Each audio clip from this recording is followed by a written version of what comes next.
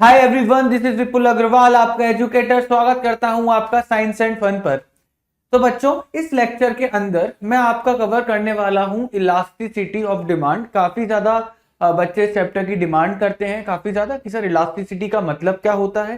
साथ के साथ बता दूं तो ये चैप्टर कंपैरेटिवली थोड़ा सा छोटा है, न्यूमेरिकल बेस्ड चैप्टर है, तो आपको इसमें मजा बहुत ज्यादा आने वाला है इसको समझने के लिए। तो बेटा इस वन शॉट के अंदर मैं इलास्टिसिटी ऑफ डिमांड के कॉन्सेप्ट को पूरा खोलने वाला हूं। क्या होता है इलास्टिसिटी का मतलब, इलास्टिसिटी ऑफ प्राइस क्या होता है, सब कुछ मैं इस चैप्टर के अंदर खोलने वाला हूं, इस वीडियो के अंदर खोलने वाला हूं। चलिए फिर स्टार्ट करते हैं हमारे इस चैप्टर के साथ। ये हमारा चैप्टर है इलास्टिसिटी ऑफ डिमांड। ओके, इसको समझने से पहले मैं आप लोगों को समझाना चाह रहा हूं उस चीज को। देखो बच्चों, हमने लास्ट क्लास में कैरेक्टरिस्टिक ऑफ डिमांड पढ़े थे। उसमें मैंने पढ़ा था कि डिमांड जो होती है वो क्या होती है, क्वालिटेटिव होती है। क्वालिटेटिव होती है, क्वांटिटेटिव नहीं होती। क्वांटिटेटिव नहीं होती। तो demand is qualitative not quantitative, ये हम लोगों ने पढ़ा था। इसका मतलब क्या था कि जो क्वालिटेटिव का मतलब क्या था, डिमांड क्या बताती थी बच्चों, डायरेक्शन बताती थी। डायरेक्शन कि अगर हमारा प्राइस ऊपर जा रहा है तो डिमांड नीचे जाएगी, अगर हमारा प्राइस नीचे जा रहा है तो डिमांड ऊपर जाएगी। तो बेसिकली बताती थी कि direction of both the things are opposite to each other. तो that's why there was a inverse relationship between the demand and its price. Okay, ये चीज हम लोगों ने पढ़ा था। बट इस चैप्टर के अंदर हम लोग बच्चों इस वाले एस्पेक्ट को देखेंगे। अब कुछ बच्चे बोलेंगे सर जब डिमांड क्वालिटी बताती है क्वांटिटी नहीं बताती है तो हम क्वांटिटी के पीछे जा क्यों रहे हैं। बच्चों देखो, इस चैप्टर में हमें क्या समझना जरूरी है। देखो हमने इस चीज को तो ये चीज तो हमने बहुत अच्छे से समझ ली कि जो होता है ना प्राइस के चेंज आने की वजह से, यानी कि प्राइस में चेंज आएगा इफ द प्राइस इंक्रीजेस और द प्राइस डिक्रीजेस, उसकी वजह से डिमांड के अंदर क्या होगा बच्चों, या तो डिक्रीज करेगा या इंक्रीज करेगा, ये चीज है। तो प्राइस चेंज कर रहा है डिमांड को। अब इस चैप्टर के अंदर हम डिस्कस करने वाले हैं कि अगर कितने परसेंटेज प्राइस में चेंज आएगा जिसकी वजह से कितना चेंज हमारे डिमांड में जाएगा। तो बेसिकली प्राइस में एक चेंज हुआ, क्लियर है नहीं क्लियर, उसका कितना इंपैक्ट डिमांड पर पड़ा, इस चीज को हम लोग चेक करेंगे, मेजरमेंट करेंगे the impact of change in price on the demand. तो बेसिकली चैप्टर के अंदर बस यही चीज करने वाले हैं, we will going to measure the impact of change in price on the change in demand, बस। ओके, आइए स्टार्ट करते हैं। अब देखते हैं concept of elasticity of demand. So what do you mean by the elasticity of demand. तो basically elasticity मैंने बताया। अभी देखो यहाँ पर मैंने क्या बताया आपको, बात करी in relation to the price, in relation to the price. But आपको ये भी चीज बताया था कि price is not only the factor, is वो खाली इकलौता अकेला फैक्टर नहीं है जिसकी वजह से डिमांड के अंदर चेंजेस आते हैं। प्राइसेस के अलावा और भी फैक्टर्स होंगे या फिर नहीं होंगे, बताओ जल्दी सोच के। कौन कौन से बच्चों फैक्टर्स थे, अगर सारे फैक्टर लिखूं तो प्राइस था, price of the related goods था, इनकम था, taste and preferences of the customer था, फ्यूचर एक्सपेक्टेशन था, सीजन वेदर था, पॉपुलेशन था और डिस्ट्रीब्यूशन ऑफ इनकम था। So these are the 8 factors जिनकी वजह से क्या होता है, चेंज आता है डिमांड पर। बात आई समझ में। बट हम इस चैप्टर के अंदर क्या समझेंगे, हम खाली समझेंगे कि प्राइस का क्या इंपैक्ट पड़ता है, price of its own commodity का क्या इंपैक्ट पड़ता है। Price of the related goods का हम इंपैक्ट नहीं देखने वाले, इनकम का नहीं देखने वाले, बात ही समझ में। और इनका, इन वाले जो है ना, ये क्या होते हैं, it is a qualitative factor. Qualitative factor मतलब हम इसको क्वांटिटी में कन्वर्ट नहीं कर सकते, इन फैक्टर्स को हम लोग क्वांटिटी में कन्वर्ट नहीं कर सकते। तो इनका कोई इंपैक्ट नहीं होता, इनका बच्चों कोई भी इंपैक्ट नहीं होता किस पे, इलास्टिसिटी पे। मतलब इन फैक्टर्स का यूज करके हम लोग इलास्टिसिटी कैलकुलेट नहीं कर सकते। तो इलास्टिसिटी हम खाली इन 3 फैक्टर का यूज करके कर सकते हैं elasticity, because they are the quantitative factors, ठीक है। But it is not in the syllabus, it is not in the syllabus, that's why हम लोग खाली इस चीज को डिस्कस करेंगे। हम impact of price change in the impact of change in price and the change in demand हम लोग करेंगे। सो आ जाओ, देखो पहले समझते हैं नॉर्मल इलास्टिसिटी। यहाँ पे मैंने प्राइस की कोई बात नहीं कर रहा, नॉर्मल इलास्टिसिटी की बात कर रहा हूँ। तो elasticity of demand refers to the percentage change in demand. तो बेसिकली डिमांड के अंदर कितना चेंज आया, कितना परसेंटेज चेंज आया विद रेस्पेक्ट टू, किसकी वजह से, percentage change in any of the factors affecting demand. तो बेसिकली एक फैक्टर होगा जिसकी वजह से 8 फैक्टर्स थे ना, 8 फैक्टर डिमांड को चेंज करते थे, लेकिन जब हम इलास्टिसिटी की बात करेंगे तो खाली 3 फैक्टर्स को कंसीडर करते हैं, पीएक्स, पीआर और इनकम। ठीक है, अब जब इन 3 फैक्टर्स में कुछ चेंज आएगा तो हम कंसीडर कर सकते हैं कि डिमांड के अंदर कितना चेंज आया। बात आई समझ में? मतलब हम डिमांड का क्वांटिटी बता सकते हैं कि डिमांड के अंदर कितनी क्वांटिटी में चेंज आया, अगर चेंज किन फैक्टर्स की वजह से आया होगा, 3 फैक्टर्स की वजह से, पीएक्स, पीआर और इनकम। सो ये इलास्टिसिटी ऑफ डिमांड बोलते हैं। इलास्टिसिटी ऑफ डिमांड का मतलब क्या है भैया? इलास्टिसिटी ऑफ डिमांड का सीधा सीधा कहना है कि मैं आपको बता सकता हूं कि कितना परसेंट चेंज आया, तो percent change in demand, percent change in demand divided by percent change in factors affecting demand, factors affecting demand. तो जब हम लोग परसेंटेज चेंज की बात कर रहे हैं तो कोई ना नंबर्स होने चाहिए। अब कितने फैक्टर्स हैं जो कि नंबर्स को रिप्रेजेंट करते हैं? सर 3 फैक्टर्स हैं। कौन कौन से? एक तो price of the its own commodity, price of X, फिर प्राइस ऑफ रिलेटेड गुड्स और income. So these are the only 3 factor जिनकी वजह से एक डिमांड के अंदर चेंज आएगा और उस चेंज को हम लोग क्या कर सकते हैं? मेजर कर सकते हैं। क्योंकि बाकी सारे जो फैक्टर्स हैं वो क्वालिटेटिव फैक्टर्स हैं, क्वालिटी को बेटा मेजर नहीं कर सकते, बट क्वांटिटी को तो मेजर कर सकते हैं ना। So that's why elasticity of demand के अंदर 3 ही कॉन्सेप्ट होते हैं, पीएक्स, पीआर और वाई।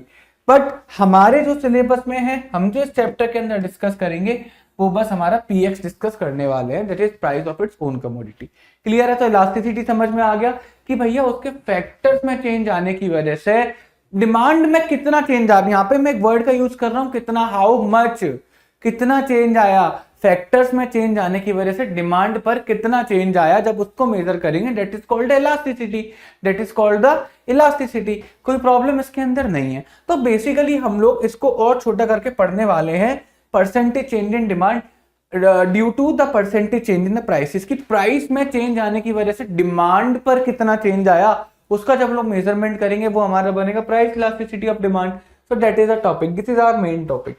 आइए देखो, so price elasticity of demand क्या होता है? देखो इलास्टिसिटी ऑफ डिमांड अभी पढ़ते आ रहे हैं कि डिमांड के अंदर चेंज को मेजर करना, ठीक है, but due to which factor? Price की वजह से, तो नाम बन गया price elasticity of demand. Okay, so price elasticity of demand refers to the degree of responsiveness of demand for a commodity with reference to change in the price of such commodity.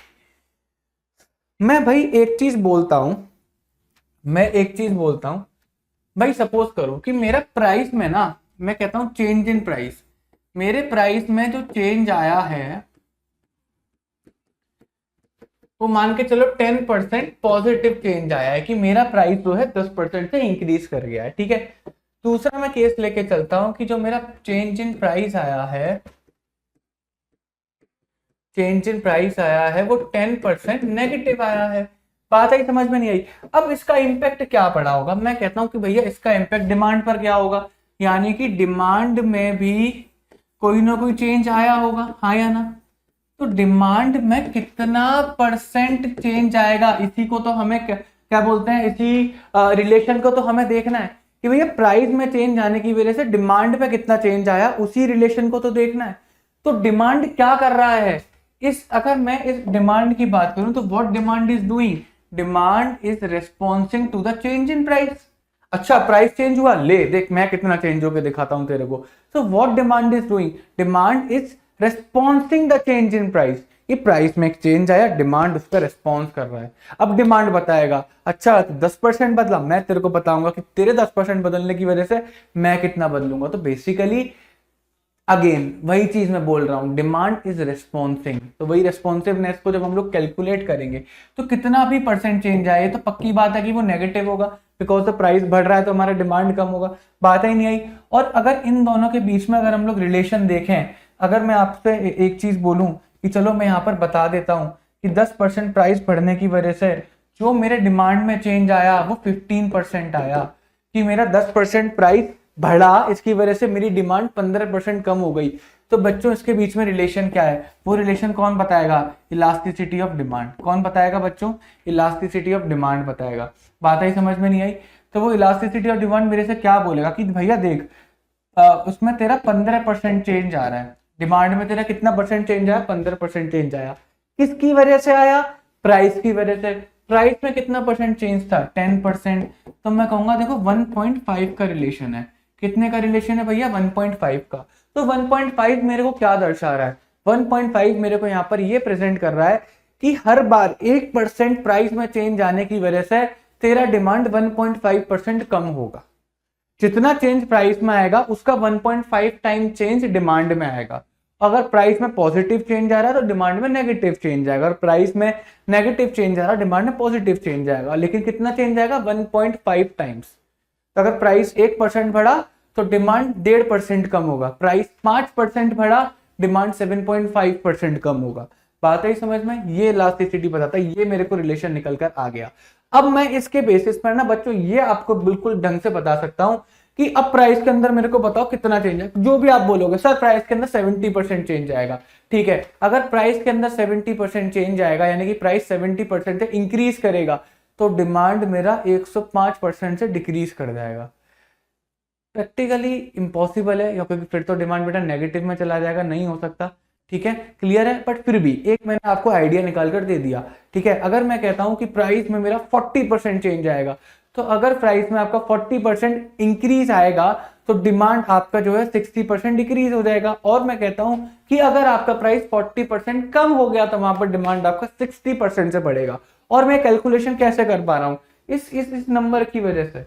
इस number की वजह से 1.5 का मतलब क्या है, price में जितना भी चेंज आए उसका 1.5 टाइम्स कर दो, डिमांड में उतना चेंज आएगा। पता ही है प्राइस में पॉजिटिव डिमांड में नेगेटिव, प्राइस में नेगेटिव डिमांड में पॉजिटिव, सिंपल बात आ गई समझ में, कोई प्रॉब्लम बिल्कुल भी नहीं है। अब यहां से आप तो बता ही सकते हो कि भैया चेंज इन प्राइस अगर नेगेटिव है तो मेरा चेंज इन डिमांड क्या होगा, पॉजिटिव होगा, क्लियर है। और यहाँ पर मैं कुछ दूसरा नंबर लेके चलता हूँ, मैं यहाँ पे लेके चलता हूँ 5%। अगर 10% प्राइस नेगेटिव है तो 5% डिमांड क्या है मेरा, पॉजिटिव होगा। क्लियर है नहीं क्लियर है। तो मेरा एक फैक्टर कितना निकला, वो रिलेशन कितना निकल कर आया, इलास्टिसिटी ऑफ डिमांड कितना निकल कर आया। मैं कहता हूँ 5% डिमांड में चेंज होगा, किसकी वजह से, रीजन क्या है, प्राइस में 10% चेंज हो रहा है। सर यहाँ तो नंबर 0.5 ही निकल कर आ रहा है, इसका क्या मतलब है, यहाँ तो नंबर 0.5 ही निकल कर आ रहा है। बात समझो, अब क्या करना है, अब अगर आपको ये रिलेशन 0.5 गिवन हो यानी कि एक नंबर गिवन है तो आपको इसके हिसाब से चलना है। अब आप पता क्या बोलोगे, अगर बच्चों प्राइस में 50% इंक्रीज हुआ है तो अब मुझे इसका 0.5 टाइम्स करना पड़ेगा डिमांड निकालने के लिए। तो बच्चों डिमांड में कितना होगा चेंज, सर डिमांड में 25% चेंज। अगर ये पॉजिटिव है तो डिमांड हमेशा नेगेटिव आएगा। अगर प्राइस में मेरा 30% डिक्रीज हुआ है, 30% डिक्रीज हुआ है मेरा प्राइस, तो इसका मतलब क्या है कि जो मेरा डिमांड होगा वो इंक्रीज करे, कितना करेगा, अगर 30% प्राइस है तो उसका आधा यानी कि 50% इंक्रीज करेगा। तो आपको ये इलास्टिसिटी जो मेरे पास अल्टीमेटली मेरा कैलकुलेशन का सॉल्यूशन निकल कर आया उससे आपको क्या पता लगा, इट इज जस्ट कुछ भी नहीं, एक नंबर है जो कि रिस्पॉन्स बता रहा है कि कितना इंपैक्ट पड़ेगा प्राइस का।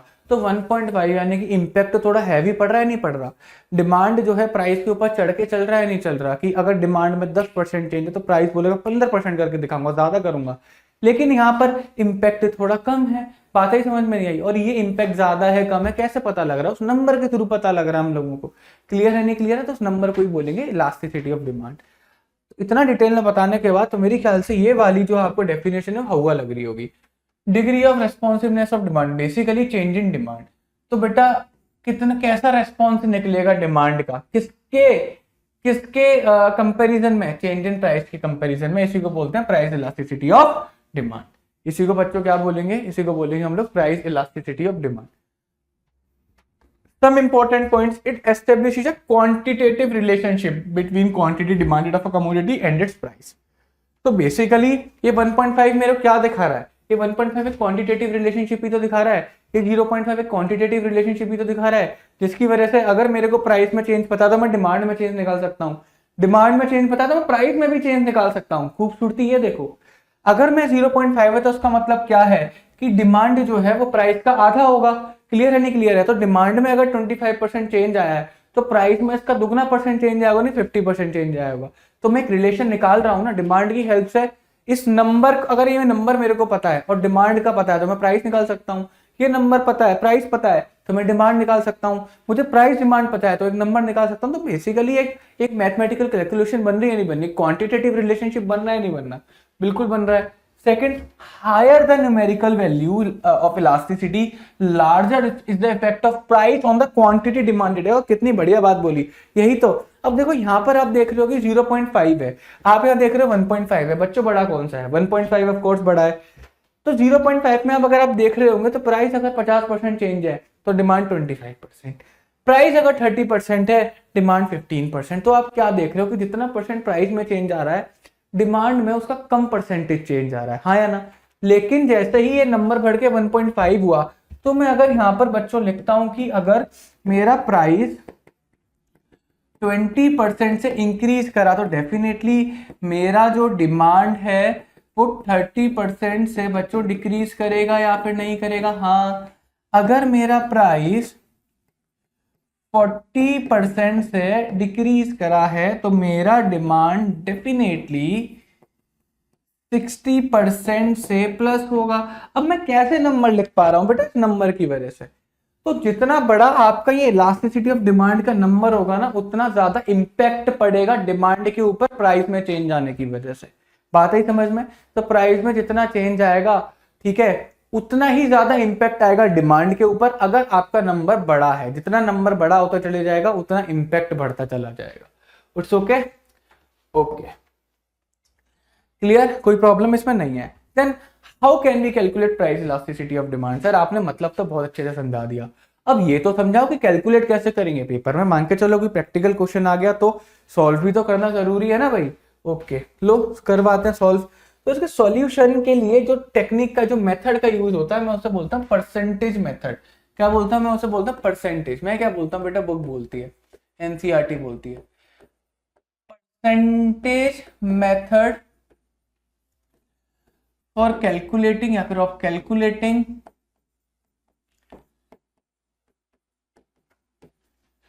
Price elasticity of demand.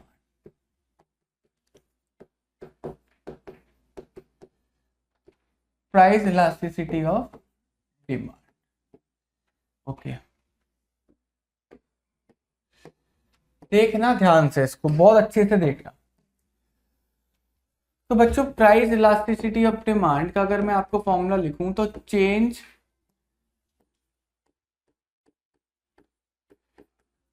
Percentage change in demand या क्वांटिटी डिमांडेड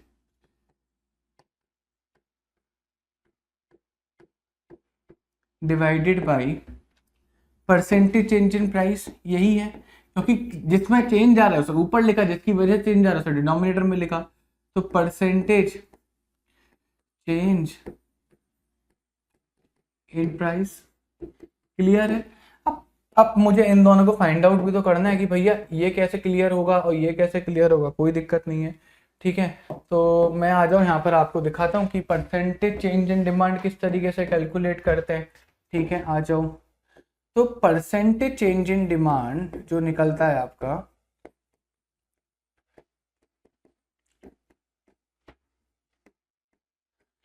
वो निकलता है आपका change in demand. Percentage change in demand और चेंज इन डिमांड में फर्क है बेटा। परसेंटेज का मतलब परसेंट दिखाएगा, चेंज इन डिमांड एक एब्सोल्यूट वैल्यू दिखाएगा। Change in demand divided by the initial quantity, initial quantity, या फिर लिखो चेंज इन क्वांटिटी डिमांडेड, वो ठीक रहेगा। चेंज इन क्वांटिटी डिमांडेड की क्वांटिटी डिमांड में कितना चेंज हुआ कि प्राइस चेंज होने से पहले क्वांटिटी डिमांडेड क्या थी, प्राइस चेंज होने के बाद क्वांटिटी डिमांडेड क्या हो गई, डेट विल, उनके बीच में जो डिफरेंस होगा उसी को बोलेंगे चेंज इन क्वांटिटी डिमांडेड, ठीक है। और इनिशियल क्वांटिटी डिमांडेड क्या थी कि प्राइस चेंज होने से पहले, इनिशियल का मतलब प्राइस चेंज होने से पहले क्वांटिटी क्या थी, इनिशियल क्वांटिटी डिमांडेड। तो प्राइस चेंज होने से पहले हम लोग क्या क्वांटिटी को डिमांड कर रहे थे। बातें समझ में नहीं है, इसका मल्टीप्लाई कर देंगे किससे, 100 से। परसेंटेज निकालना बेसिकली आपको आता ही है, 100 से मल्टीप्लाई कर देते हैं। अब चेंज इन क्वांटिटी डिमांडेड कैसे निकलेगा? चेंज इन क्वांटिटी डिमांडेड में सिंपली बोलूंगा Q1 minus Q, Q1 minus Q, और इनिशियल क्वांटिटी क्या होती है मेरी, Q होती है। तो बेसिकली Q1 क्या है मेरा, Q1 हो गया न्यू क्वांटिटी, Q1 हो गया क्या मेरा न्यू क्वांटिटी। तो जब भी आप बच्चों न्यू क्वांटिटी में से माइनस कर दोगे इनिशियल क्वांटिटी को, न्यू क्वांटिटी में से माइनस करोगे इनिशियल क्वांटिटी को, तो आपके पास बच्चों क्या निकल कर आएगा, आपके पास चेंज इन डिमांड निकल आएगी इन द एब्सोल्यूट फिगर्स, मतलब कुछ नंबर्स की फॉर्म में निकल कर आ जाएगा। क्लियर है नहीं क्लियर है? उसको आप डिवाइड कर दोगे इनिशियल क्वांटिटी डिमांडेड से, तो मल्टीप्लाई बाय 100 करोगे तो परसेंटेज चेंज इन डिमांड आ जाएगा, परसेंटेज चेंज इन डिमांड निकल कर आ जाएगा। अब मैं निकालता हूँ परसेंटेज चेंज इन प्राइस, तो परसेंटेज चेंज इन प्राइस का भी कॉन्सेप्ट बिल्कुल सेम है, परसेंटेज चेंज इन प्राइस का भी कॉन्सेप्ट बिल्कुल सेम है, परसेंटेज चेंज इन प्राइस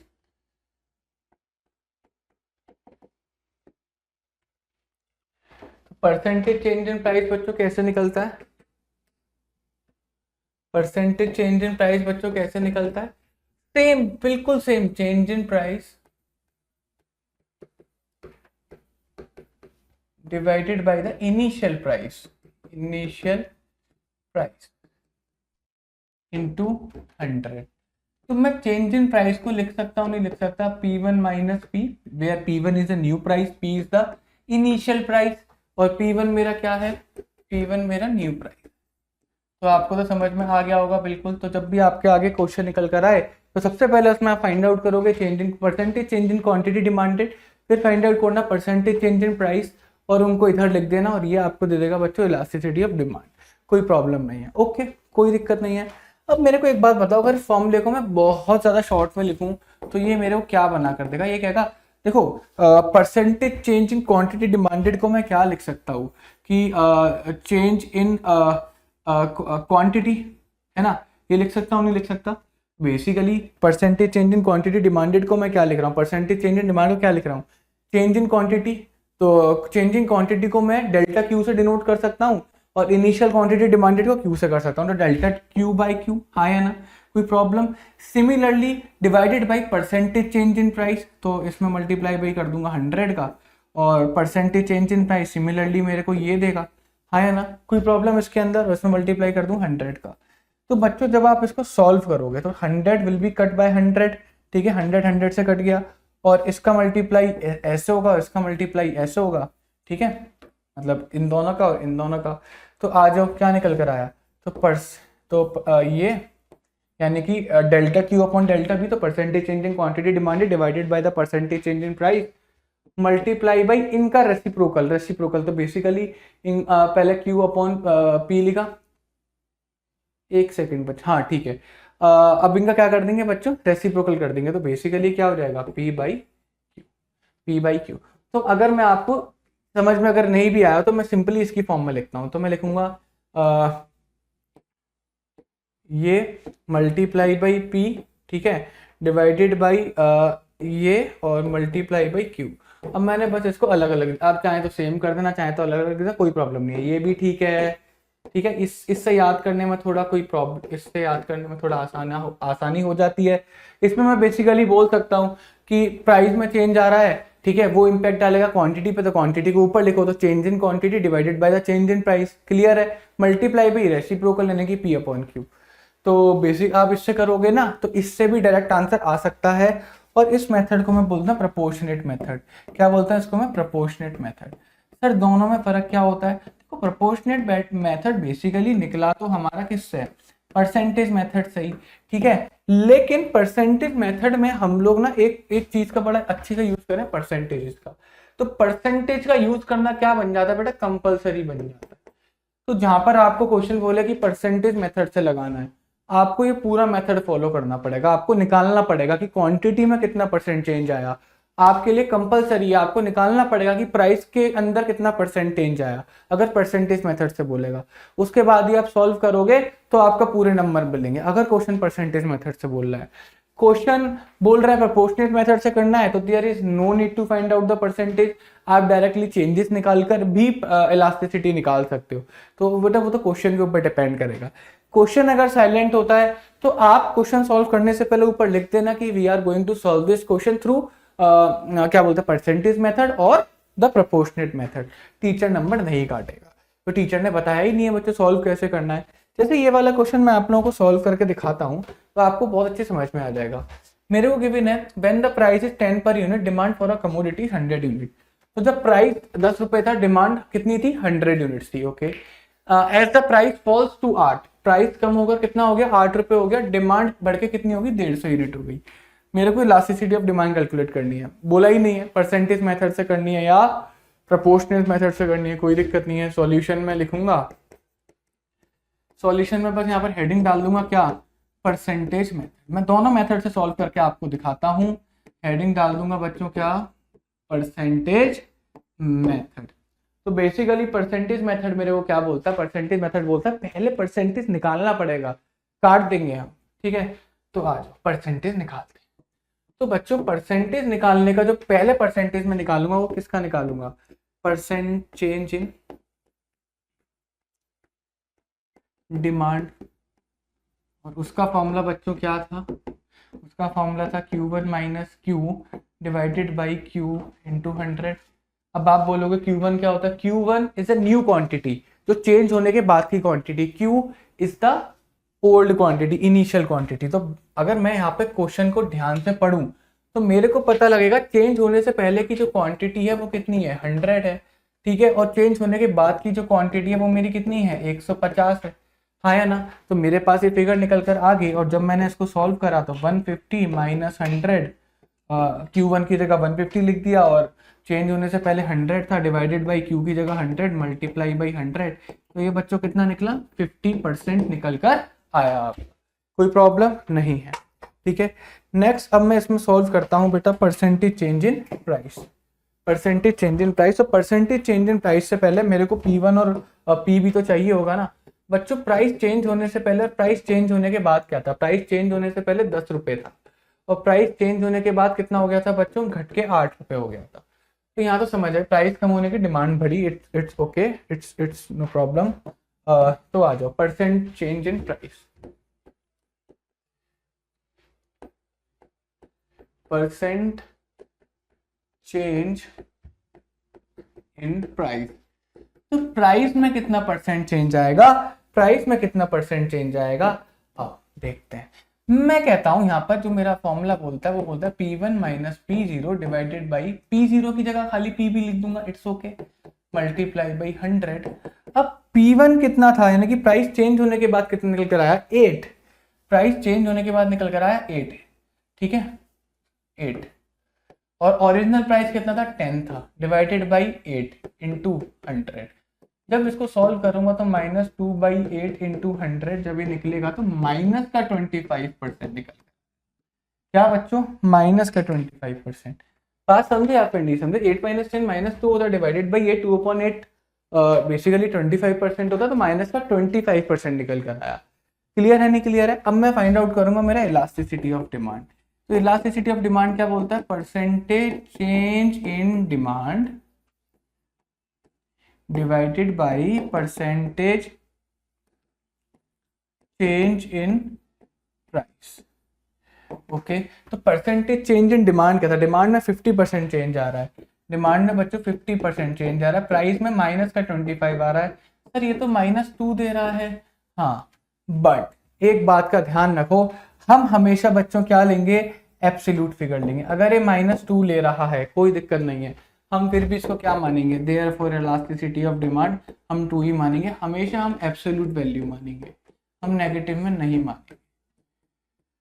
और ये हमेशा नेगेटिव ही देगा, हमेशा नेगेटिव देगा, क्योंकि हमेशा एक पॉजिटिव आएगा एक नेगेटिव आएगा, पॉजिटिव डिवाइडेड बाई नेगेटिव या फिर नेगेटिव डिवाइडेड बाई पॉजिटिव, हमेशा आपको नेगेटिव देगा। तो इलास्टिसिटी ऑफ डिमांड आएगी हमेशा नेगेटिव, लेकिन हम उसे मानेंगे हमेशा पॉजिटिव। ओके, कोई प्रॉब्लम नहीं है सर, कोई भी प्रॉब्लम नहीं है। तो मेरा इलास्टिसिटी ऑफ डिमांड कितना निकल कर आया, 2 निकल कर आया। इसका मतलब एक क्वांटिटेटिव रिलेशनशिप बन गया दोनों के बीच में, एक क्वांटिटेटिव रिलेशनशिप बन गया कि प्राइस में जितना परसेंट चेंज आएगा क्वांटिटी में उसका दुगना परसेंट चेंज आएगा। तो बच्चों अब हम लोग निकालते हैं percentage change in price, percent change in price. तो percentage change in price again वही था हमारा क्या, change in price divided by initial price into 100। तो चेंज इन प्राइस का मतलब मैंने क्या बताया था, P1 minus P divided by initial price P into 100।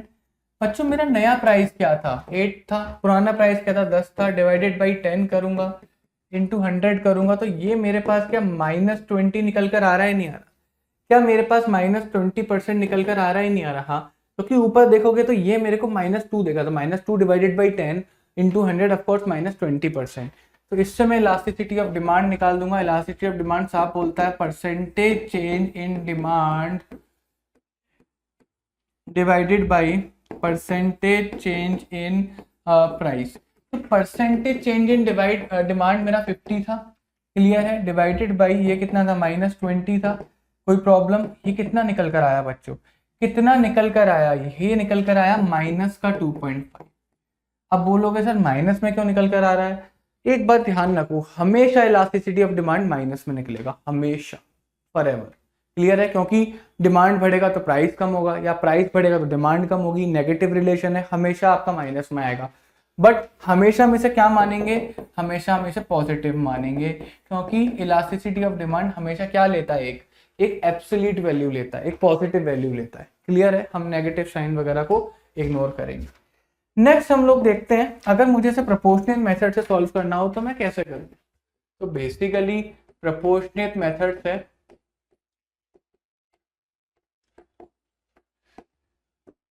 Elasticity of demand अभी मैंने लिखवाया था, क्या होता है, क्या होता है बच्चों, देखो change in quantity divided by change in price multiply by price upon quantity, यही होता है।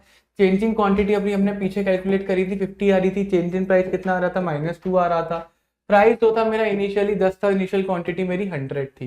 जब मैं इसको सॉल्व करूंगा, ये गया 152 जा और ये 5, तो 5 अपॉन -2 अगेन -2.5, -2.5, और मैं इसे क्या मानूंगा, इसे अगेन मैं इसे पॉजिटिव मानूंगा, हमेशा ये माइनस में निकलेगा, और हमेशा मैं इसे क्या मानूंगा, इसे पॉजिटिव मानूंगा।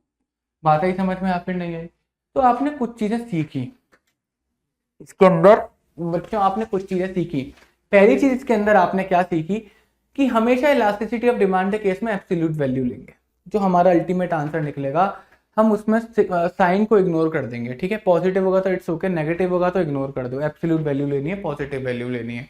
दूसरा क्या कि इलास्टिसिटी के ऊपर जो इफेक्ट पड़ रहा है वो परसेंटेजेस का ही तो इफेक्ट पड़ रहा है, प्रोपोर्शनल मेथड को छोड़ो। देखो बात आप यहाँ पर समझ के देखो, यहाँ पर आप समझ के देखो, कुछ बच्चों के दिमाग में ना एक कॉन्सेप्ट आ रहा होगा कि सर हमें परसेंटेज निकालने की जरूरत ही क्या है, हमें क्यों निकालना है परसेंटेज, ठीक है, हम तो डायरेक्टली क्या कर सकते हैं, हम तो directly change in demand upon change in price कर सकते हैं। चेंज इन डिमांड जो आ रहा है 50 आ रहा है, आया ना, और चेंज इन डिमांड जो आ रहा है मेरा वो 2 आ रहा है, क्लियर है नहीं क्लियर है, इनटू और ये लो 25 आ जाएगा मेरा। ये गलत हो जाएगा, रीजन क्योंकि ये आपको यूनिट बता रहा है, एक क्वांटिटी है, क्या ये क्वांटिटी, इसकी यूनिट क्या है, क्वांटिटी है, कोई प्रॉब्लम, इसकी यूनिट क्या है, प्राइस है। अब दो चीजों को कंपेयर कर भी कैसे सकते हो, बहुत ही इलॉजिकल लग रहा है ना, आप 50 मिनट्स को 2 रुपए से कैसे कंपेयर कर सकते हो, नहीं कर सकते। तो that's why to compare it very easily हम इन दोनों को क्या कर देंगे, एक सेम यूनिट के अंदर कन्वर्ट कर देंगे, एक कॉमन यूनिट के अंदर कन्वर्ट कर देंगे, and that common unit percentage से तो कोई भी बेटर नहीं हो सकती। तो जो चेंज डिमांड में है उसको परसेंटेज में चेंज कर दो, और जो चेंज प्राइस में है उसको भी परसेंटेज में चेंज कर दो, now we can compare it. हम अब कंपेयर करना हमारे लिए ठीक है, हाँ या ना, क्लियर है नहीं क्लियर है।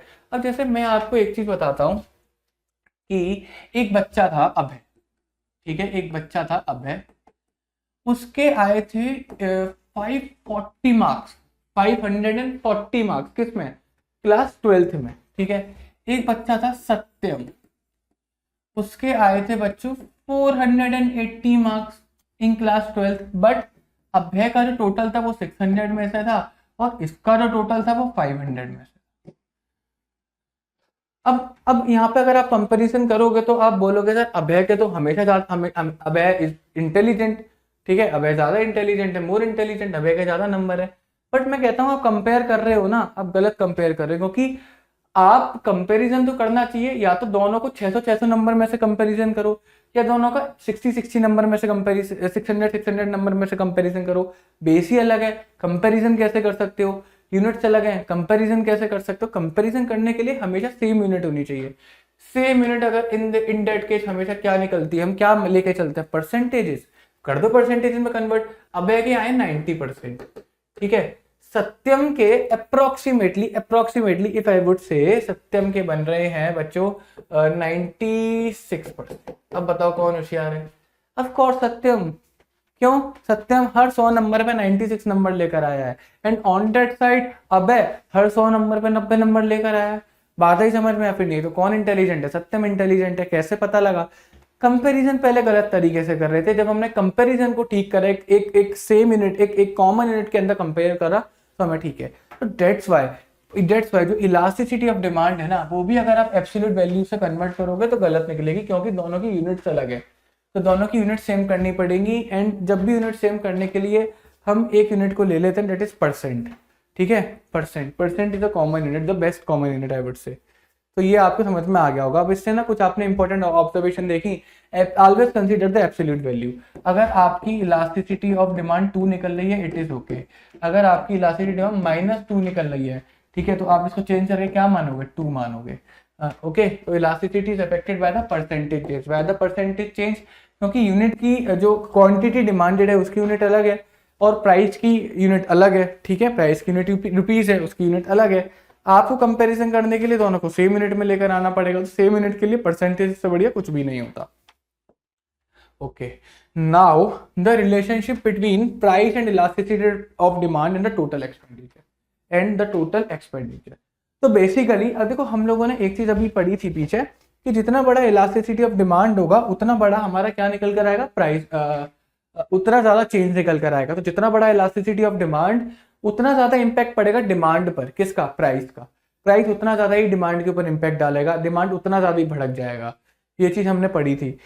तो अभी हम ना चेक करेंगे कि ठीक है, किस केस में इलास्टिसिटी ऑफ डिमांड जो है ग्रेटर देन 1 होगी, यानी कि 1 से ज्यादा होगी, किस केस में elasticity of demand smaller than 1 होगी। तो हम 3 चीज चेक करेंगे। पहली चीज क्या चेक करेंगे कि भाई किस केस में इलास्टिसिटी ऑफ डिमांड जो होगी ग्रेटर देन 1 होगी, किस केस में elasticity of demand smaller than 1 होगी, किस केस में elasticity of demand equal to 1 होगी, ठीक है। किस केस में elasticity of demand is equal to 0 होगी। ये सारी चीजें अभी हम लोग देखेंगे। आओ सबसे पहले ये चीजें चेक करते हैं, किसके कंपैरिजन करेंगे हम लोग, किसमें? इलास्टिसिटी ऑफ डिमांड में और इसके टोटल एक्सपेंडिचर में। यानी कि with the help of the total expenditure we will try to find out कि इलास्टिसिटी ऑफ डिमांड की रेंज क्या है, 1 से बड़ा है, छोटा है, 0 है, क्या है क्या नहीं है, देखते हैं। 1 से बड़ा है, 1 से छोटा या 1 है, ठीक है। आओ देखो, सो पहले हम देखते हैं elasticity of demand is greater than 1। तो अगर इलास्टिसिटी ऑफ डिमांड जो है 1 से ज्यादा है, इलास्टिसिटी ऑफ डिमांड 1 से बड़ा है, तो टोटल एक्सपेंडिचर और प्राइस की हेल्प से हम कैसे पता लगा सकते हैं? देखो, so when the demand is elastic, a fall in price of a commodity results in increase in total expenditure on it. जैसे फॉर एग्जांपल, आप प्राइस देख रहे हो 5, और 5 प्राइसेस पे, मतलब 5 रुपए पे मैं 100 क्वांटिटी खरीदता हूं, तो मेरा टोटल खर्चा हुआ 500। लेकिन जैसी प्राइस कम हुआ, 4 रुपए हुआ, क्लियर है, जैसी प्राइस 4 रुपए हुआ, मैं कुछ ज्यादा क्वांटिटी खरीदूंगा। हाँ, मैंने 100 से 140 क्वांटिटी कर दी। अब मेरा टोटल एक्सपेंडिचर हो गया 560। मेरा टोटल एक्सपेंडिचर कितना हो गया? 560 हो गया। तो आप बच्चों क्या देख रहे हो कि प्राइस कम होने की वजह से मेरा टोटल एक्सपेंडिचर बढ़ गया। प्राइस कम होने की वजह से मेरा एक्सपेंडिचर इंक्रीज हो गया। तो जब मेरा एक्सपेंडिचर इंक्रीज करा प्राइस कम होने की वजह से, तो इन दैट केस हमेशा elasticity of demand is greater than 1 रहेगी। इसका उल्टा भी मान सकता हूं, मैं कह सकता हूं अगर प्राइस बढ़ने की वजह से एक्सपेंडिचर कम हो गया है, प्राइस बढ़ने की वजह से एक्सपेंडिचर कम हो गया है, तब भी, जैसे अगर उल्टा लेके चलो, उल्टा सिनारियो देखो, अगर मैं 4 रुपए पे 140 यूनिट खरीदा था तो 560 रुपए खर्च कर रहा था, प्राइस बढ़कर कितना हो गया है? प्राइस इंक्रीज होकर 5 रुपए हो गया, अब मैं 100 यूनिट ही खरीद रहा हूं तो 500। तो बेसिकली प्राइस बढ़ने की वजह से इलास्टिसिटी ऑफ डिमांड कम हुआ। अगर दोनों के बीच में एक इनवर्स रिलेशन है प्राइस और टोटल एक्सपेंडिचर के बीच में, तो हम क्या मानेंगे कि हमारा elasticity of demand is greater than 1 है। तो डिमांड इज इलास्टिक, इलास्टिक मतलब more than 1, it is elastic. A fall in price of a commodity results in increase in total expenditure on it. On the other hand, when the price, अगर price increase करेगा total expenditure decrease कर जाएगा। तो ये क्या बता रहा है? In case of highly elastic demand, इसको मैं इलास्टिक भी बोल सकता हूँ, इसमें हाईली इलास्टिक बोलूंगा। हाईली इलास्टिक मतलब कि इलास्टिसिटी तो है, चेंजेस तो आ रहे हैं लेकिन ज्यादा आ रहे हैं, कि प्राइस पर चेंज आने की वजह से डिमांड पर ज्यादा चेंज आ रहा है, प्राइस से ज्यादा चेंज डिमांड पर आ रहा है, that's why it is highly elastic demand. Highly elastic demand, तो हाईली इलास्टिक डिमांड कब होगा, जब हमारा क्या बोलते हैं प्राइस पे चेंज जितना आया उससे ज्यादा चेंज डिमांड पर आया। वो कैसे पता कर सकते हैं, टोटल एक्सपेंडिचर से। So when there is inverse relationship between price and the total expenditure, तो प्राइस और हमारा टोटल एक्सपेंडिचर क्या भागेंगे अपोजिट डायरेक्शन में भागेंगे। देख रहे हो, price and total expenditure move in the opposite direction, तो प्राइस नीचे एक्सपेंडिचर ऊपर, या प्राइस ऊपर एक्सपेंडिचर नीचे। क्लियर, कोई प्रॉब्लम इसके अंदर नहीं है। पहला केस तो ये हो गया। प्राइस और टोटल एक्सपेंडिचर के मैं रिलेशन बता रहा हूं आपको। अगर हमारा इलास्टिसिटी इज लेस देन 1, तो इस केस में बच्चों पॉजिटिव मूवमेंट होगा, यानी कि जहां जहां प्राइस जाएगा वहां पर एक्सपेंडिचर जाएगा। और ठीक है, इस एग्जांपल की तरह भी देख सकते हैं, अगर मेरा प्राइस 5 था, 5 पे मैं कितना खरीद रहा हूँ, 100 क्वांटिटी खरीद रहा हूँ, तो मैं बेसिकली 500 रुपए खर्च कर रहा हूँ। क्लियर है नहीं क्लियर? क्लियर। तो अगर आप देखोगे, अगर मैं 5 रुपए खर्च करके 100 क्वांटिटी खरीद रहा हूं, मतलब बेसिकली 5 रुपए की प्राइस पे 100 क्वांटिटी खरीद रहा हूं, तो 500 रुपए खर्च हुए, है ना? कोई प्रॉब्लम इसके अंदर नहीं है। ऑन द अदर साइड, जैसे प्राइस कम होकर 4 रुपए हुआ, मैं ज्यादा क्वांटिटी परचेज कर रहा हूं, अब मेरा टोटल एक्सपेंडिचर क्या है, 480। तो प्राइस कम हुआ और टोटल एक्सपेंडिचर भी कम हो गया, that means elasticity of demand is smaller than 1। So when the demand is inelastic, अब इलास्टिसिटी ऑफ डिमांड इसको क्या बोलते हैं, इनइलास्टिक, यानी कि ताकत थोड़ी कम है प्राइस के अंदर डिमांड को बदलने की। A fall in price of a commodity leads to fall in total expenditure. ठीक है, अगर प्राइस कम होगा तो टोटल एक्सपेंडिचर भी कम हो जाएगा, और on the other side price increase होगा, टोटल एक्सपेंडिचर भी इंक्रीज कर जाएगा। इससे हमें देख के पता लगा कि दोनों सेम डायरेक्शन में जाएंगे।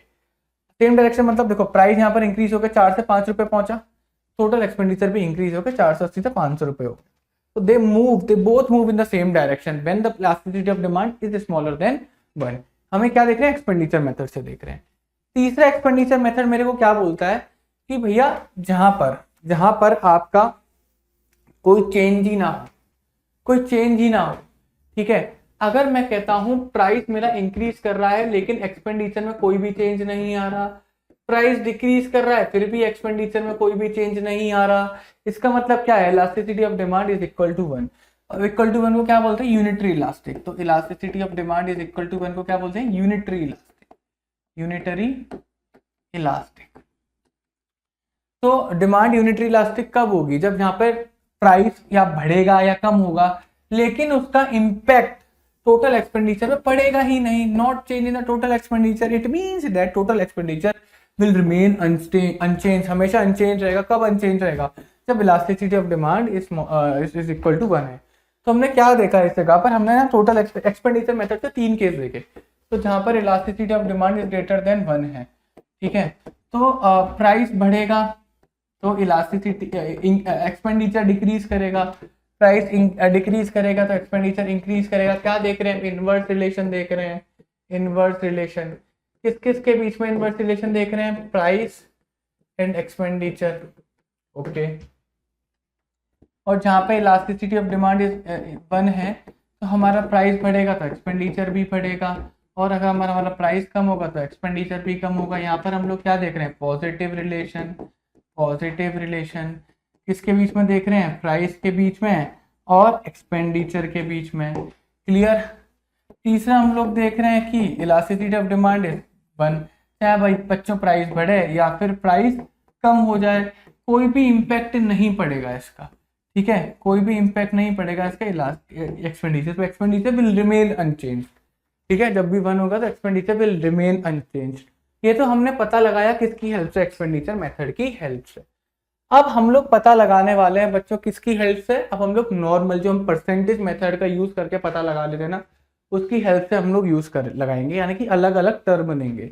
तो परसेंटेज मेथड की हेल्प से हम लोग अपने इलास्टिसिटी को 5 टुकड़ों में बांटते हैं। पहला होता है अगर elasticity of demand is infinite, second elasticity of demand is 0, तीसरा elasticity of demand is greater than 1, elasticity of demand is smaller than 1 और elasticity of demand is equal to 1। ये 5 केसेस देखेंगे हम, ठीक है। इनको क्या बोलते हैं, किस नाम से इनको बोलते हैं, क्या इनका इंपैक्ट आता है, ये सारी चीजें हम लोग देखते हैं।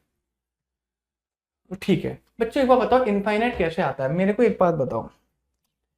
मैं किसी भी नंबर को अगर 0 से डिवाइड करूंगा वो नॉट डिफाइंड होता है ना, कोई प्रॉब्लम इसके अंदर नहीं है।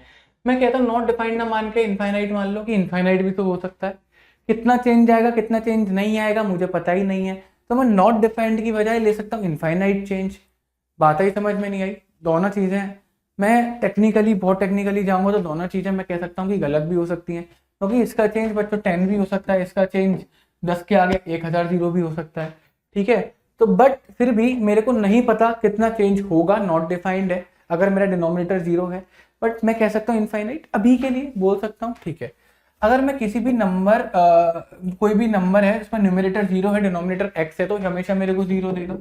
ये दो कंडीशन यहाँ पर समझ के देखो, और ये दो कंडीशन इन्हीं चीज से रिलेट कर रही है, समझ के देखो। जब भी डिनोमिनेटर में 0 आएगा वो मेरे को नॉट डिफाइंड, यानी मैं कह सकता हूँ इनफाइनाइट नंबर देगा, इनफाइनाइट सॉल्यूशंस देगा। ठीक है, 10 भी हो सकता है, और 10 के आगे 10,000 जीरो लगा दो, 1 लाख लगा दो, 10 लाख लगा दो, वो भी हो सकता है। इनफाइनाइट सॉल्यूशंस देगा, इनफाइनाइट लगा दिया। अगर मैं न्यूमरेटर में 0 लिख दूंगा और डिनोमिनेटर में कुछ भी आ जाए तो आंसर हमेशा क्या आएगा, 0 आएगा। तो आपको पता ही है, बस इन्हीं कॉन्सेप्ट के ऊपर बेस्ड है, ऊपर वाली दोनों इलास्टिसिटी आ जाए। Perfectly elastic demand, perfectly elastic demand का मतलब elasticity of demand is equal to infinite, infinite. ठीक है, सो जब भी डिमांड के अंदर चेंज आएगा, तो when there is a change in demand of a commodity but the prices remain fixed, then demand for such a commodity is said to be perfectly elastic। क्या बोला कि भैया डिमांड के अंदर तो चेंज आ रहा है लेकिन प्राइस में कोई चेंज हो ही नहीं रहा। क्या मतलब सर? हाँ बच्चों, प्राइस के अंदर कोई भी चेंज नहीं आ रहा लेकिन डिमांड चेंज कर रही है, क्वांटिटी डिमांडेड में चेंजेस आ रहे हैं। ये किस केस में हो सकता है बच्चों? ये खाली और खाली elasticity of demand, when the elasticity of demand क्या है, इनफाइनाइट होगी तभी हो सकता है। अगर मैं इसको थोड़ा टेक्निकली आपके सामने ले जाके देखूं तो बच्चों क्या बोला कि चेंज इन डिमांड, मैं कहता हूं परसेंटेज चेंज इन डिमांड कुछ तो रहा होगा, कुछ तो रहा होगा, है ना बच्चों? कुछ भी रहा होगा, कोई एक नंबर रहा होगा x, इसको मैं x मान लेता हूं, है ना? और परसेंटेज चेंज इन प्राइस, अब परसेंटेज चेंज इन प्राइस मेरे को क्लियरली बोला गया कि कोई भी चेंज नहीं आ रहा, कोई भी चेंज नहीं आ रहा तो 0। बच्चों वही any number divided by 0 is equal to infinity. Clear है नहीं क्लियर है? एग्जांपल से भी देख सकते हैं।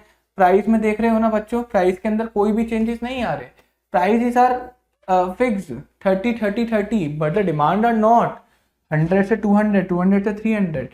तो प्राइस के अंदर चेंजेस आ रहे हैं, ठीक है, नहीं आ रहे हैं, और डिमांड फिर भी चेंज करिए, डेट इज इनफाइनाइट। ठीक है, इनफाइनाइट, कोई प्रॉब्लम इसके अंदर नहीं है बच्चों। आगे बढ़े, okay. Perfectly inelastic demand, perfectly inelastic का मतलब क्या हो गया बच्चों? Elasticity of demand is equal to 0। So when there is no change in demand, demand के अंदर कोई भी चेंज नहीं है, with the change in price, लेकिन प्राइस के अंदर चेंज है। डिमांड के अंदर कोई भी चेंज नहीं है, प्राइस के अंदर चेंज है, इसको क्या बोलेंगे? Perfectly inelastic. मतलब elasticity of demand is equal to 0। तो प्राइस क्या है? प्राइस है मेरा 20, ओके, प्राइस है 30, प्राइस है 40। बच्चों प्राइस के अंदर यहाँ पर चेंजेस आ रहे हैं बट डिमांड फिक्स है। मेरे को एक बात बताओ, फॉर्मूला क्या बनता है? Percentage change in demand divided by percentage change in price. मैं कहता हूँ परसेंटेज चेंज इन प्राइस को मैं x मान लेता हूँ, मुझे नहीं पता कितना परसेंटेज चेंज आया है, और परसेंटेज चेंज इन डिमांड मुझे पता है कोई भी चेंज नहीं है तो 0 होगा।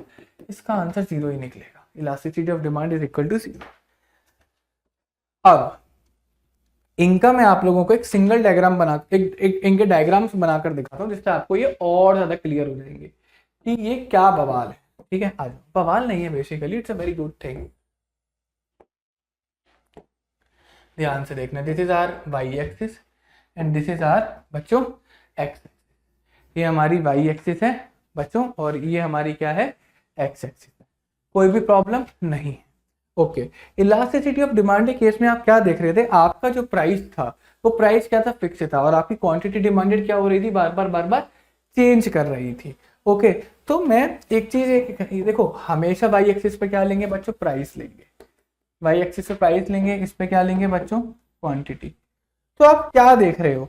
आप क्या देख रहे हो कि प्राइस इट इज फिक्स्ड, यानी कि प्राइस अगर एक पॉइंट पर होगा, यानी कि इस पॉइंट पर अगर मेरा प्राइस 30 है, इस पॉइंट पर अगर मेरा प्राइस 30 है, एक सेकेंड और मैं प्रिसाइज कर देता हूँ इसको, ठीक है।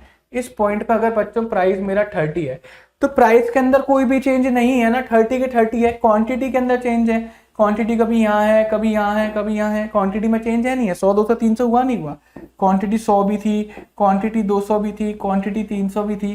तो जब इनकम पॉइंट्स में लगाऊंगा तो ये कुछ ऐसे पॉइंट्स निकल कर आएंगे, हाँ या ना। तो बेसिकली मेरे को एक ऐसी लाइन मिलेगी that is parallel to X axis. इसका ग्राफ कैसे बनेगा? When the elasticity of demand is equal to infinite, तो उसका ग्राफ कैसे बनेगा? तो लाइन जो बनेगी वो कैसी बनेगी? Parallel to X axis. Clear है या नहीं है? ओके, कोई भी प्रॉब्लम नहीं है। अब दूसरी साइड पे मैं देखूं, इसी का जस्ट मैं अपोजिट देखता हूं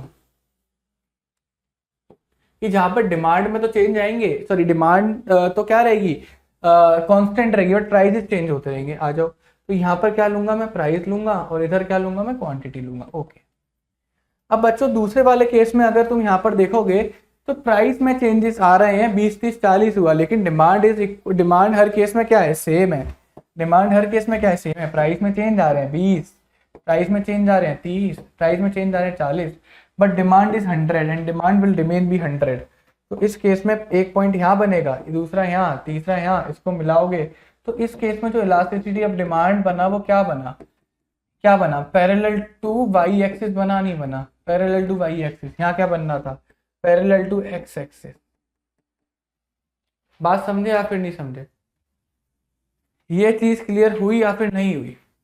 हो गई? क्लियर है? दोनों के ग्राफ आपको समझ में आ गए? कोई प्रॉब्लम इस चीज के अंदर? कोई भी प्रॉब्लम बच्चों इस चीज के अंदर नहीं है?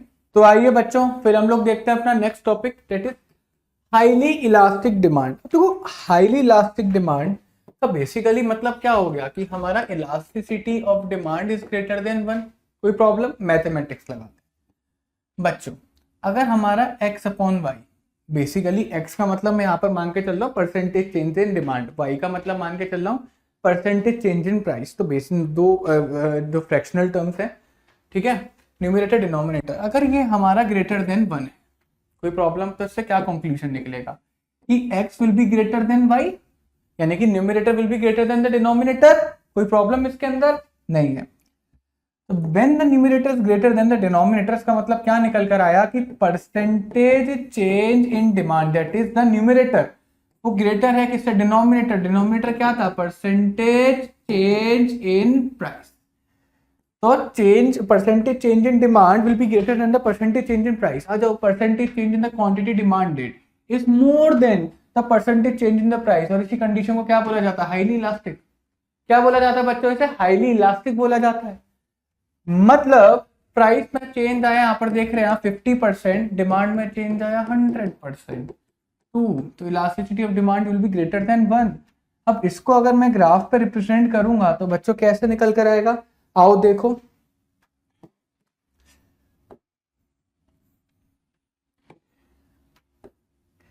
तो यहाँ पे ले लिया 0, प्राइस है मेरा 10, प्राइस है मेरा 20, ठीक है। तो यूनिट्स है मेरे वो कितने? 100 और 200। यूनिट्स है मेरे वो कितने बच्चों? 100 और 200, यानी कि 100 और 200। तो आप देखेंगे पहले मैं 10 रुपये पे कितने खरीदूंगा? 200 खरीदूंगा, यानी कि यहाँ पर। फिर मैं 20 रुपये पे 100 खरीदूंगा, यानी कि यहाँ पर। जब आप इसको मिलाओगे तो आप कुछ देख पा रहे हो, नहीं देख पा रहे हो? ऐसी लाइन जो कि थोड़ी फ्लैटन है। फ्लैटन मतलब अगर बच्चों आप इसके ऊपर से फिसलोगे तो आराम आराम से नीचे पहुंचोगे या फिर नहीं पहुंचोगे? क्लियर है? एकदम से ऐसे नहीं है, थोड़ी सी फ्लैटन है, कोई प्रॉब्लम इसके अंदर नहीं है। और इसी को क्या बोलते हैं? Elasticity of demand is greater than 1। Clear? कोई प्रॉब्लम इसमें नहीं है। ऐसी नेक्स्ट स्टेप को देखते हैं, when the elasticity of demand is less elastic demand, basically elasticity of demand is smaller than 1। Again elasticity of demand एक फ्रैक्शन बताता है। मैं मान के चलता हूँ x upon Y smaller than 1। बच्चों कब होगा? जब मेरा x स्मॉलर देन y होगा। आया ना? क्लियर है? x मेरा क्या है? Percentage change in demand. अगर स्मॉलर है मेरा परसेंटेज चेंज इन प्राइस के साथ, ठीक है। तो बस यही हो रहा होगा, percentage change in quantity demanded, okay, is less than percentage change in price and the demand for such commodity is said to be less elastic और इनइलास्टिक। कोई प्रॉब्लम, कोई दिक्कत इसके अंदर नहीं है। अगर आप इसमें देखेंगे तो 50% चेंज आ रहा है, ओके, बट इसके अंदर खाली 20% आ रहा है, 0.4 शो कर रहा है, again the smaller than 1। Okay, कोई प्रॉब्लम नहीं है, आ जाओ। अगर मैं देखूंगा यहाँ पर, मैं इसका अगर आप लोगों को ग्राफ बनाकर दिखाऊं तो इस ग्राफ पे मैं क्या देख पा रहा हूँ, ये प्राइस शो करेगा, ये क्वांटिटी शो करेगा, ठीक है। प्राइस मेरा कितना था 10 रुपीज़, 20 रुपीज़, क्वांटिटी मेरी कितनी थी 100 रुपये, और 120 पास में ही आएगा, कहीं पर थोड़ा सा ही आगे होगा। जब ये 100 है तो 120 थोड़ा सा ही आगे होगा। आ जाओ, मैं 100 रुपये पे खरीद रहा हूँ 20 क्वांटिटी, मैं 10 रुपये पे खरीद रहा हूँ 120 क्वांटिटी। अगर आप इसको जब मिलाओगे तो आप इसमें क्या देख रहे हो, ये बेटा थोड़ा स्टीप नहीं है। स्टीप मतलब अगर आप इस ग्राफ के साथ कंपेयर करो, ये आराम आराम से नीचे जा रहा है, ये एकदम से नीचे जा रहा है, हाँ या ना। तो जहाँ पे स्टीप होगा वो उसका मतलब क्या होगा कि elasticity of demand is smaller than 1। Clear है नहीं क्लियर है? अगर थोड़ा सा मैं आपको एनालिसिस करके दिखाऊं तो आप क्या देख पा रहे हो, जैसे जैसे ये देखो, ये लाइन देखो, ऐसे मैंने ब्रोकन लाइन यहाँ पर आपके आगे प्रेजेंट करी, फिर मैं यहाँ से एक ब्रोकन लाइन प्रेजेंट करता हूँ, ये देखो, बल्कि ये नहीं, थोड़ी सी दूर करता हूँ तो हो सकता है आपको और अच्छे समझ में आ जाए। देखो, ध्यान से देखना, ध्यान से, बिल्कुल ध्यान से देखने वाली चीज़ है। अगर आप बच्चों इधर देख पा रहे होंगे तो आप क्या देख रहे हो, देखो डिफरेंस देख रहे हो दोनों में। मैंने ये लाइन का डिफरेंस देख रहे हो कितना ज़्यादा, और इनका डिफरेंस देख रहे हो कितना सा कम है। तो इससे क्या पता लगा, क्वांटिटी में चेंजेस, क्या बोलते हैं, आपके प्राइस में जो चेंजेस आए हैं, जो आपके बच्चों प्राइस के अंदर जो चेंजेस आए हैं वो ज़्यादा आए हैं, क्वांटिटी के अंदर चेंजेस कम आए। तो बेसिकली ग्राफ इस तरीके से आपको रिप्रेजेंट कर रहा है। फिर लास्ट आता है यूनिटरी इलास्टिक डिमांड। इसके अंदर मैं आपको कुछ और मैथमेटिक्स पढ़ाने वाला हूँ। यूनिटरी इलास्टिक डिमांड का मतलब क्या हो गया, when the elasticity of demand is equal to 1। Elasticity of demand क्या है हमारी, 1 के बराबर है। भैया x अपॉन वाई 1 के बराबर कब होगा, जब x is equal to Y 1 के बराबर होगा। x का मतलब क्या था, परसेंटेज चेंज इन डिमांड बराबर होगा किसके, परसेंटेज चेंज इन प्राइस के। So when the percentage change in the quantity demanded is equal to the percentage change in the price, then demand for this commodity is said to be the unitary elastic। उसकी demand क्या हो जाएगी, unitary elastic हो जाएगी। कोई problem इसके अंदर नहीं है, कोई भी दिक्कत नहीं है। ओके, अगर इसमें देखूंगा तो डिमांड में 50% चेंज आ रहा है और प्राइस में भी कितना परसेंट चेंज आ रहा है, मेरा 50% चेंज आ रहा है। किसी भी तरीके की कोई दिक्कत स्टूडेंट्स नहीं है। अब इसका ग्राफ बड़ा इंटरेस्टिंग सा है बच्चों, बहुत इंटरेस्टिंग ग्राफ है। ग्राफ की तरफ देखो,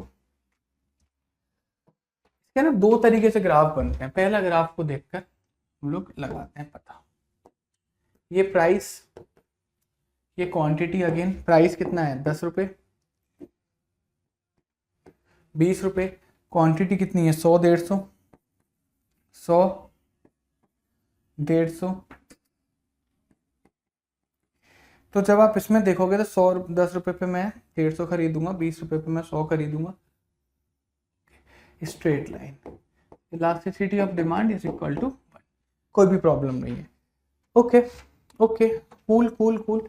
कुछ बच्चे बोलेंगे सर स्ट्रेट लाइन तो बनती ही नहीं है, हम अगर हाइपरबोला बनाना चाहें तो हाँ जी बिल्कुल बना सकते हैं। अब rectangular hyperbola, I don't have any problem in rectangular hyperbola, that is also okay, that is also okay, rectangular hyperbola is okay।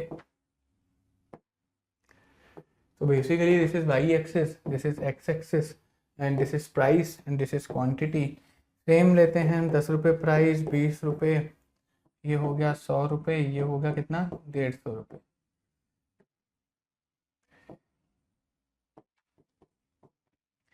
हम बनाएंगे तो पहला पॉइंट निकलेगा इधर, दूसरा पॉइंट निकलेगा इधर। तो जब हम लोग करेंगे इसका तो it will be the rectangular hyperbola. कुछ इस तरीके से फिगर बनकर आएगी, इसको बोलते हैं हम लोग रेक्टेंगुलर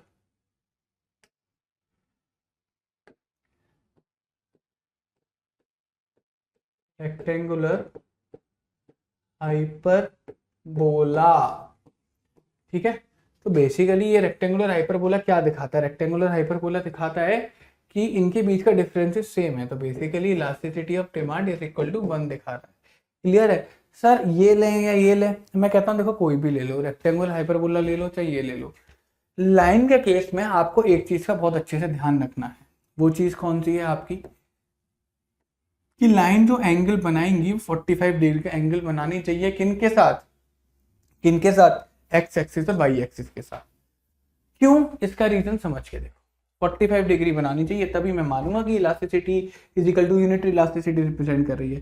ये 90 डिग्री का एंगल है, एक्स एक्सिस वाई एक्सिस हमेशा 90 डिग्री पे एक दूसरे को इंटरसेक्ट करती है, ये तो पता ही है आप लोगों को। ओके कूल, आओ देखो बच्चों मेरे को एक बात बताओ, 1045 डिग्री मेरे को क्या बोलता है? ट्रिग्नोमेट्री, हाँ 1045 डिग्री बोलता है 1, 1045 डिग्री 1 वैल्यू दिखाता है, मतलब perpendicular upon base is equal to 1, perpendicular is equal to base, ये बोलेगा। तो यहाँ पर 1045 डिग्री का मतलब क्या हो गया, ये मेरा बेस हो गया, ये मेरा परपेंडिकुलर हो गया। जब perpendicular is equal to base, तो बेस क्या दिखा रहा है? Change in the quantity demanded. Perpendicular दिखा रहा है change in the price. Perpendicular is equal to base. तो ये कंडीशन कब सेटिस्फाई होगी? तभी सेटिस्फाई होगी जब हम लोग tan लेंगे, ठीक है, tan लेंगे हमेशा, क्योंकि परपेंडिकुलर और बेस ही ले रहे हैं हम लोग हर केस में। दूसरे केस में ऐसा कौन सा डिग्री लें जहाँ पर परपेंडिकुलर और बेस बराबर हो जाए? हम कहते हैं 45 डिग्री लेते हैं। तो मैं कहूँगा कि दोनों एंगल 45 होने चाहिए। बेसिकली एक तो 90 बनेगा ही बनेगा, ये तो पता है आप लोगों का। अगर आप एक 45 बना दोगे ऑटोमेटिकली तीसरा भी 45 बनेगा due to the angle sum property, mathematics. और ऐसा नहीं कि आपने मैथमेटिक्स पढ़ी नहीं है, मैथमेटिक्स आप पढ़कर आ रहे, सिंपल सी मैथमेटिक्स लगकर आ रही है इसके अंदर। और डेट्स बाय आप लोगों को ध्यान रखना है कि जब भी आप स्ट्रेट लाइन बनाओगे इसका एंगल जो है 45 डिग्री होना चाहिए। रेक्टेंगुलर हाइपरबोला दिखा देना, कोई प्रॉब्लम नहीं है। पेपर में लिखाना इस चीज को, जरूरी नहीं कि वहां पे आप डिग्री नाप रहे हो, ऐसा नहीं, आप स्ट्रेट लाइन में बनाओगे इट्स ओके, कोई प्रॉब्लम नहीं, टीचर नंबर नहीं काटेगा। लिखाना बस कि जो हमारे पास ये जो कर्व निकल कर आएगा, this must make the angles of 45 degrees both on the y axis and on the x axis, ये आपको लिख कर आना पड़ेगा if you want your answer to be more attractive।